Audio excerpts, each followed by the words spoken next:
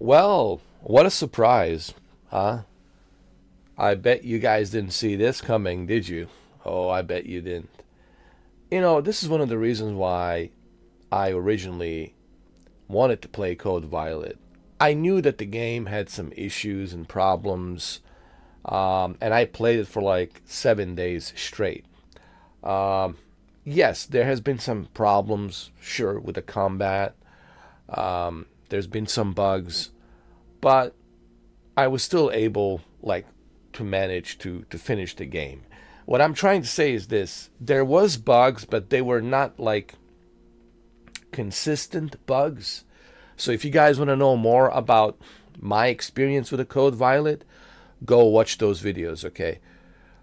Go watch those live streams and go watch those videos. They're all there, all right? I'm not going to spend too much time talking about, my experience with Code Violet.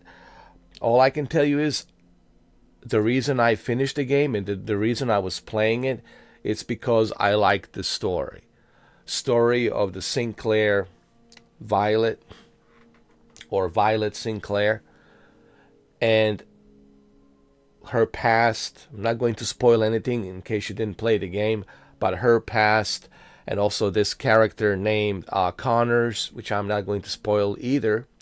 So there was so much in that game that I really wanted to know who she is, what happened to her, and at the end I was like left like, wow, that's that's mind blowing. The way the game ended at the end, that was mind blowing, and that really kept me wanting to know, well, what happens next with her? Where does she goes from here? Well, that's where Code Ultraviolet comes in. So, due to the success of the Code Violet, now they're working on the Code Ultraviolet game. Now, I know before you guys start jumping and then, telling me, well, the game really kind of failed, and, well, maybe to you, maybe to the journalists who are reviewing it, but to the majority of people out there, they seem to enjoy it. They seem to like it. I happen to be the one that seemed to like it, seemed to enjoy it. My only issue was the bugs. I didn't have any problems with the story. Story was intriguing. I didn't have any problems with uh, the graphics. The graphics were fine due to the low budget of the game. But I finished the game. I liked it. I mean, KJ 15, he knows. Shuki, he knows. They were there. They were watching me. You guys who were watching me, you know. So anyway, this is from yesterday. Uh, Team Kill Media, which is the developers of the game, they Mika brothers. There's like four brothers. They're working on this Team Kill Media. Um, they said that thanks to the overwhelming success of Code Violet and the incredible support from all of you, we are officially confirming that development has begun on the next chapter of Violet's story, Code Ultraviolet. And I'm happy for this because I like to see the underdogs get the upper hand. Who knows? Sony might give them, if the Ultraviolet becomes even more successful, Sony might give them more finances. They might give them more resources to make an even better game. I know that there's people out there who, just want to trash on this game because everybody else is trashing. But who is everybody else? This is exactly what I was talking about. Who is everybody else? Who? A few journalists who have their own opinions. So you going to base your opinion based on a few journalists who didn't like this game. And yeah, sure, there were some people that didn't like it because they couldn't grasp the fact that this is not a AAA game like Resident Evil. All right, it's not a Capcom. They're not dropping like $200 million, okay, on a project. Okay, so let's just be honest here. So I'm happy for them. I really am. I'm happy for Team Kill Media. I also wanted to play their game called Quantum Error. You know, as long as it doesn't have any substantially crazy, bugs there might be there. But I want to check out the Quantum Error as well. So, Code Ultraviolet, man, I'm looking forward to it. Same thing with the Mind's Eye. Listen, I hope Leslie Benzies comes back with the Mind's Eye too, because I would like to know what happened to Jacob, right? What happened to Jacob, once he entered that portal. Spoilers warning. Mind's Eye, right? I want to know what happened to him.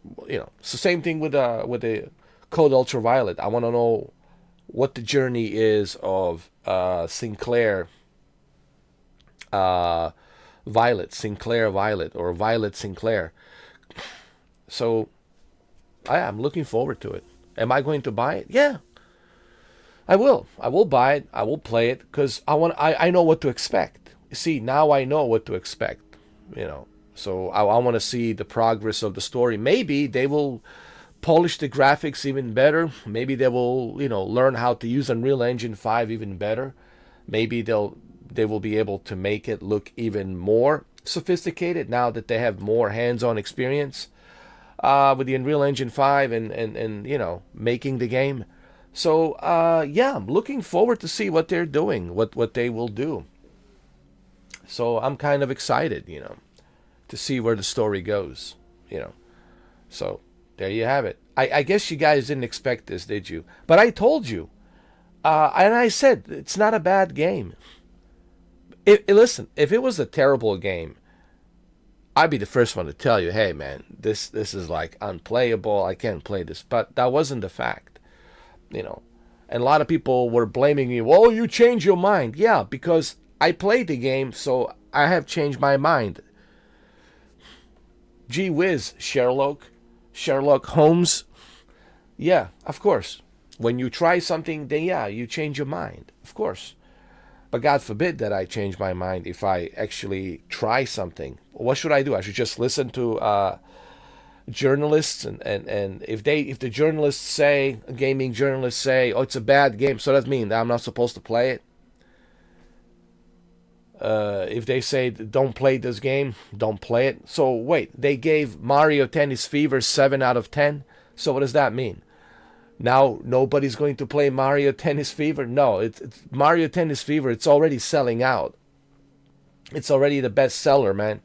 These reviews, I want to say this before I end this video. Guys, understand this. When you are watching someone's review, in this case, a gaming journalist, understand this. That's their opinion. It's really simple as that. You are listening to someone else's opinion. So are you going to let someone else's opinion dictate to you what you should watch, what you shouldn't watch? Listen, I listen to so many opinions, but it doesn't mean that, just because so-and-so says, man, don't play this game or don't watch this movie. What, I'm not going to watch it? No. You are going to watch it regardless because you want to see, for yourself how bad it is, how good it is, because everyone's different, okay? Everyone has a different taste. And there's always going to be an audience for every game, for every genre, Every game will find its own audience, man. And there it is. Code Violet found its own audience. And now these guys are like, they went from, making a big flop, I guess. But see, that's according to the journalists. A big flop called Quantum Error. And now they got Code Violet according another flop. In my case, it's not a flop because they're already making an Ultraviolet. So, there you have it. Okay, what a surprise. It wasn't a surprise to me. Okay, yes, in the beginning, I wasn't sure because I haven't played the game yet. So I had different opinion because last year I didn't get a chance to play it. But this year, of course, I get to play it, and I did play it. I finished it, and I was like, well, there's certainly a good story here, and I want to see where the story goes, So that's the video. Thank you for watching. Keep an eye on my next video that's coming up. Resident Evil 7, PlayStation 5 version. It's the free upgrade PlayStation 5 version, Resident Evil 7. Keep an eye on that. We might be also doing a Resident Evil 7 live stream tonight. But there will be a separate video as well, like a prologue, just to kind of refresh my memory since, 2019, and to see how the PS5 version works and how it looks. Keep in mind, it's a Resident Evil month. There's also Resident Evil 7 for Nintendo Switch 2, Resident Evil 8 Village for Nintendo Switch 2, and of course there's also Resident Evil Requiem for Nintendo Switch 2, which I'm looking forward to play. Alright, so there's also Resident Evil 6 and 5. They're on sale. There's so many Resident Evil games. I already have Resident Evil 4 and PS5. I have the PSVR 2 version, Resident Evil 4. So there's plenty of Resident Evils out there for you to play, which I would encourage you to play all those other Resident Evil games prior to Resident Evil Requiem, just to kind of refresh your memory about Leon and his journey with all these other characters, Claire Redfield and Jill Valentine and Chris Redfield, and there's so many characters, but you should start from the beginning with the original. All right, thank you for watching. Let me know what you think. What are your thoughts on this? What are your thoughts on the story of the Code Ultraviolet and the fact that they have announced this, that they're working on the sequel? What are your thoughts on this story? And leave a comment down below. Thank you.